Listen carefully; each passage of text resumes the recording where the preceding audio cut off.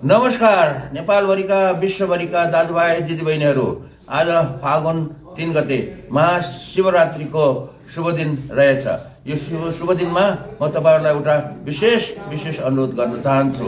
यो अहिलेको चुनावको माहौल छ नेपालमा। सबै उम्मेदवारहरू आफ्नो जिल्लामा जनतासँग भेटघाट गरिरहनु भएको छ। मैले पनि विगत 3 हप्तादेखि गाउँमा गएर जनताहरूसँग म भेटघाट गरिरहेको छु। र यो चुनाव तपाईहरुले सामान्य चुनाव भनेर नठान्नु होला। यो एकदम विशेष चुनाव हो। यो विशेष चुनाव के कारणले हो भने यो चुनावले नेपाललाई नयाँ दिशातिर लैजानुपर्छ। र नेपाललाई समृद्ध बनाउने दिशातिर लैजान सक्यो भनेदेखि यो चुनाव सफल भयो। लैजान सकेन भनेदेखि हामी असफल हुन्छौँ। त्यसको लागि के छ त भन्दाखेरि हामी सबै मिलेर जुटेर काम गर्नुपर्छ। खास गरी अहिले देशलाई नयाँ दिशातिर लैजानको लागि विगतका 35 वर्षका सरकारहरूले नगरेको काम हामीले गर्नुपर्छ।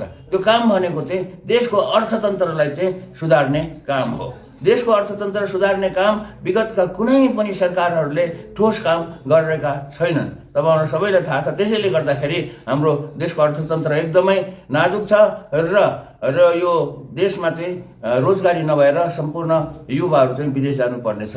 त्यसकारणले देशमा अर्थतन्त्र सुधार्नको लागि, रोजगारी सृजना गर्नको लागि अब आउने नयाँ सरकारहरूले देशमा उद्योग धन्दा, कल कारखाना, विभिन्न किसिमको व्यवसायहरू र विभिन्न किसिमका भनौँ न प्रविधिहरू हामीले प्रयोग गर्नुपर्ने हुन्छ।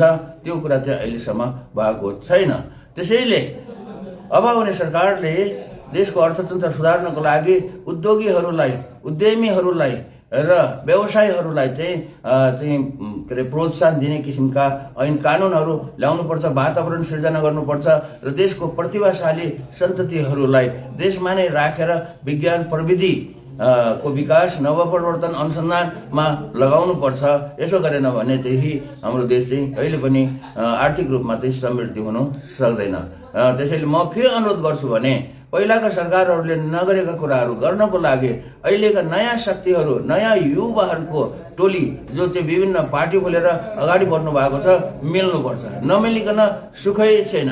मिलेन भने के हुन्छ भन्दाखेरि फेरि विरोधीहरूले, पुराना पार्टीहरूले फेरि उनीहरू आउने मौका पाउँछन् र त्यो भनेको देशको लागि एकदमै राम्रो लक्षण होइन। त्यसैले नयाँ पार्टीहरू, नयाँ युवाहरू जो एकदम जोस जागरका साथ चुनावमा भिड्नु भएको छ, मिल्ने काम गरौँ। एकअर्काको खुट्टा नतानौँ। एकअर्काको खुट्टा तानेर फाइदा पुरानो पार्टीहरूलाई नै हुन्छ र यो हामी यो चुनावमा हार्न जान्छौँ। त्यसैले नयाँ पार्टीहरू मिल्नुहोस्, एक आपसमा कुराकानी वार्ता गर्नुहोस् र आपसमा मिलेर चुनाव लड्नुहोस् र 2/3 मत ल्याउनुहोस्। होइन भने बहुमत ल्याउन सकिएन भनेदेखि फेरि पुरानै किसिमका गठबन्धनका सरकारहरू बनाउनु पर्ने हुन्छ।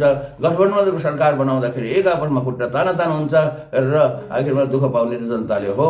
त्यसैले यो महाशिवरात्रिको उपलक्ष्यमा म शिवजीलाई भगवान शिवलाई साक्षी राखेर म तपाईहरुलाई अनुरोध गर्न चाहन्छु, मिल्नुहोस्, हेर्नुहोस्, खुट्टा ताना नगर्नुहोस्। अहिले जसरी गरिरहनु भएको छ खुट्टा ताना नगर्नुहोस्, एक अर्काको विरोध नगर्नुहोस्, एक आपसमा मिलेर काम गर्नुहोस् र बहुमतको सरकार बनाउनेतिर जानुहोस्। यो हल्ला गरेर मात्रै देश बन्ने होला छैन र अब यही हो मेरो विशेष अनुरोध।